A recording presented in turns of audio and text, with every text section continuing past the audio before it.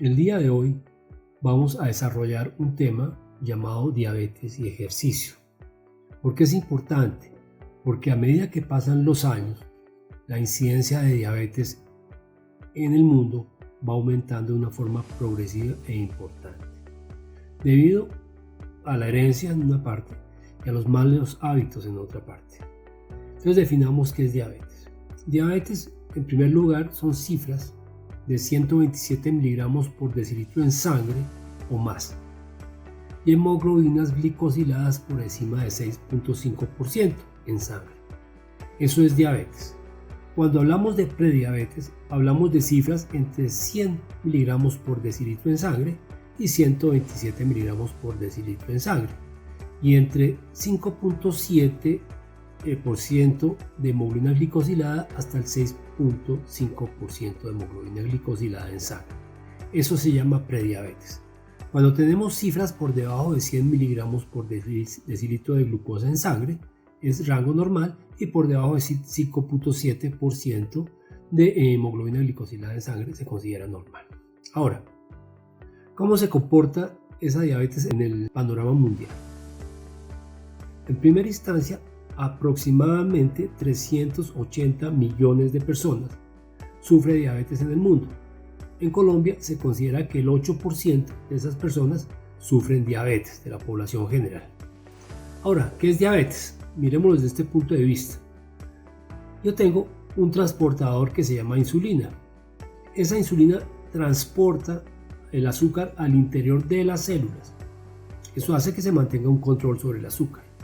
Sin embargo, con el tiempo y por los malos hábitos, se crea una resistencia de los tejidos a esa insulina que transporta el azúcar.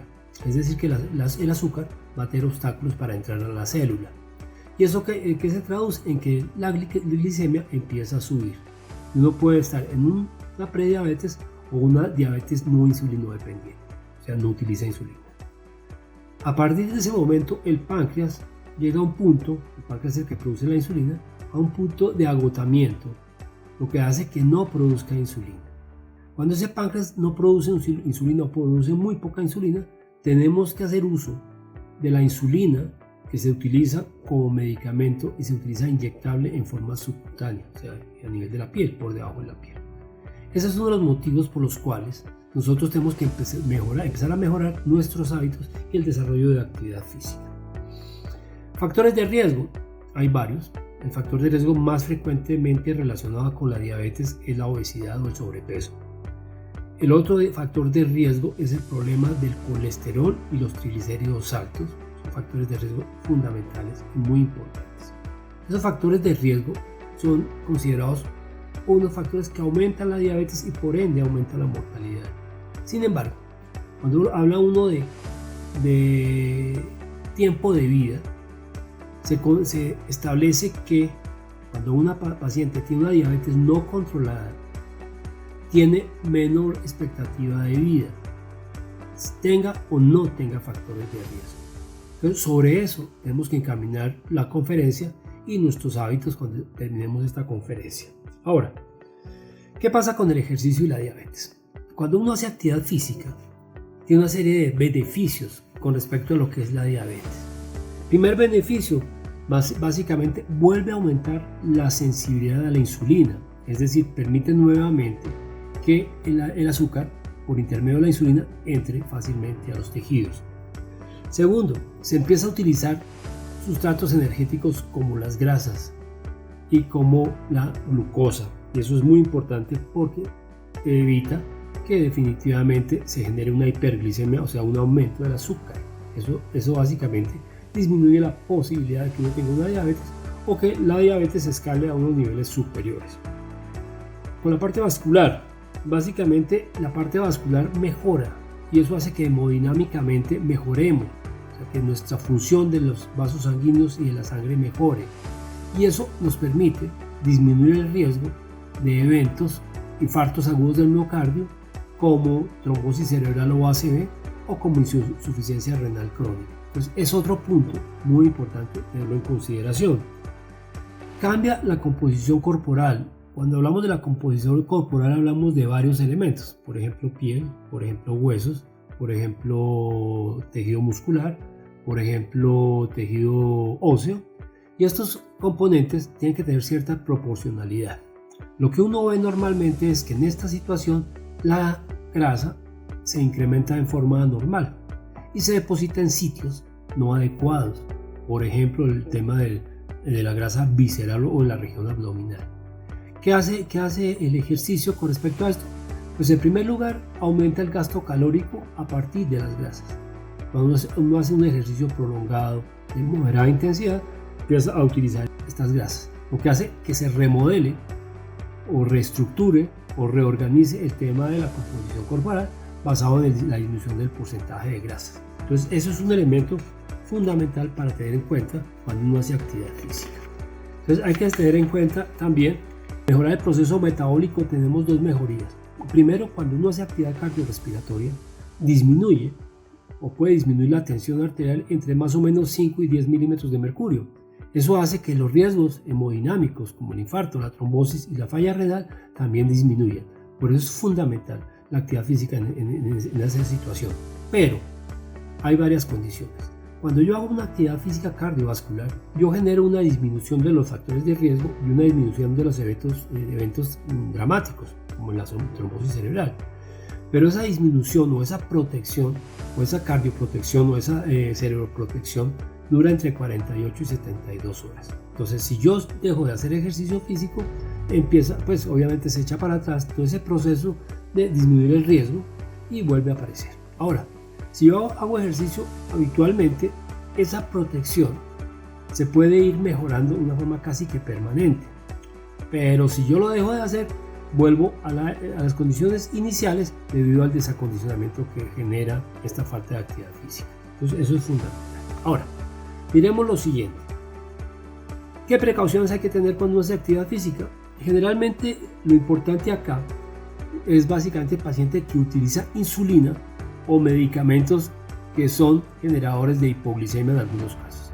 Entonces cuando yo utilizo medicamentos de este tipo, o sea que potencialmente me pueden producir hipoglicemia, tengo dos situaciones. Primera situación, tengo que conocer los síntomas de la hipoglicemia: hambre, sudoración fría, sensación de letargo, sensación de cansancio, no puedo hablar adecuadamente, y esos síntomas los tengo que reconocer. Cuando yo los reconozco y los sufro, debo considerar la utilización de azúcares simples. Hablamos de azúcares simples como azúcares ricas en glucosa o carbohidratos ricos en glucosa, como por ejemplo un caramelo. Entonces, cuando yo tengo esa hipoglicemia, yo debo ingerir inmediatamente algún producto basado en azúcares simples. Eso es importante. El otro punto que es fundamental cuando yo hago ejercicio y utilizo la insulina. Por ejemplo, cuando yo utilizo una estructura anatómica de forma fuerte, es decir, le hago un ejemplo como de forma de trabajar abdominales, pues realmente ubicar la insulina o aplicarme la insulina en esa zona hace que la distribución de esa insulina se haga en forma irregular. Entonces, un consejo práctico es rotar los sitios de aplicación de la insulina dependiendo de el trabajo que voy a llevar a cabo. Ejemplo también, si yo me coloco la insulina en el muslo, pero ese día voy a hacer un trabajo donde predomina el trabajo muscular de esa región, pues también se vuelve irregular la utilización de la insulina y los niveles de insulina pueden ser, digamos, se pueden venir alterando. Entonces, esas son cosas que son fundamentales. Cuando hablamos de tipos de ejercicio, hablamos de 4 tipos de ejercicio. Primer ejercicio o primer tipo de ejercicio, la parte cardiorrespiratoria. Ese ejercicio, ¿qué nos ayuda? Básicamente lo que hace es disminuir la probabilidad de eventos coronarios como un infarto, trombosis cerebral e insuficiencia renal. ¿Que actúa sobre el azúcar? No, no actúa sobre el azúcar, actúa sobre los efectos colaterales o las complicaciones del azúcar. Luego viene el trabajo de fuerza. Ese sí literalmente actúa sobre el azúcar. ¿Por qué razón? Porque a medida que yo desarrollo masa muscular o a medida que mejoro mi masa muscular que ha venido sin ser utilizada de forma adecuada por mi trabajo, por ejemplo, hace que la insulina entre muy rápidamente a las células, especialmente a las células musculares, ya sea por crecimiento, por mejorar su proceso metabólico, y eso ayuda a que la glucosa baje. Con respecto a la flexibilidad y con respecto a los balances o al balance, tienen dos cualidades importantes. La flexibilidad me mantiene los rangos de movimiento al mantener los rangos de movimiento, por ejemplo, de mis rodillas, de los hombros, de mi columna, permite que yo siga haciendo movimientos adecuados y afines a lo que quiero trabajar. Mantener una flexibilidad me permite hacer movimientos un poco más eficaces.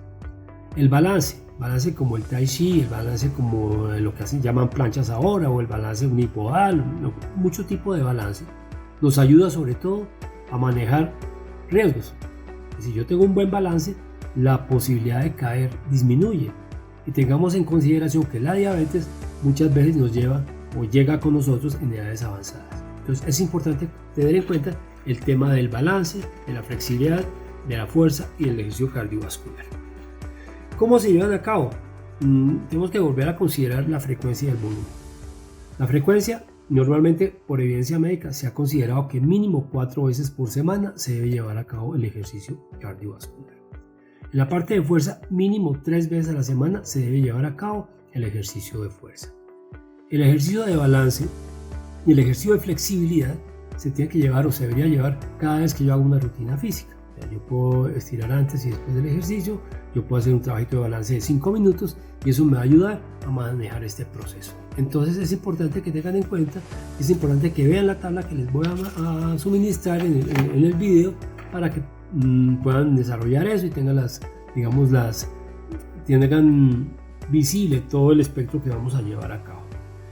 Con volúmenes, generalmente se hace el mínimo 150 minutos de ejercicio cardiovascular. Con la parte de la fuerza, la flexibilidad y el balance no está determinado el tiempo con que se debe llevar a cabo. El gasto calórico, ese gasto calórico debe oscilar entre 1000 y 1200 calorías, pero sin embargo acá, digamos que en el entrenamiento deportivo, en la actividad física del diabético, eso puede sumar, eso también es básico. Puedo aumentar mi intensidad del ejercicio, pero teniendo en cuenta las condiciones de salud. Y esas condiciones generalmente o se propone o se aconseja que sean hechas o sean valoradas por el médico tratante.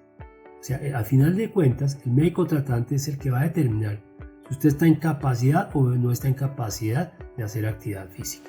Es importante que este médico sea especialista en medicina del deporte y actividad física. Muchas veces, en algunas condiciones especiales, el médico no tiene el entrenamiento para evaluar estas posibilidades. Entonces sería muy bueno que ustedes en sus diferentes sistemas de salud pidieran una cita con el médico deportólogo. En referencia a lo que estamos hablando, puntos importantes. Si ustedes tienen inquietudes, tienen dudas, pueden colocarlas en el muro del canal. Si ustedes consideran que tienen parientes con diabetes o prediabetes o dislipidemia o también obesidad, pueden invitarlos a que entren al canal y vean este video porque les va a ser bastante útil. Entonces busquemos esa oportunidad. Vamos hablando de problemas de enfermedades crónicas a medida que las podemos desarrollar en el canal para que ustedes y parientes de ustedes o amigos vayan involucrándose en cada una de las patologías crónicas que la padecen y puedan manejar estratégicamente una serie de cambios para que realmente disminuya la probabilidad de eventos y especialmente que disminuya la probabilidad de incapacidades que pueden llegar a ser permanentes. Muchas gracias.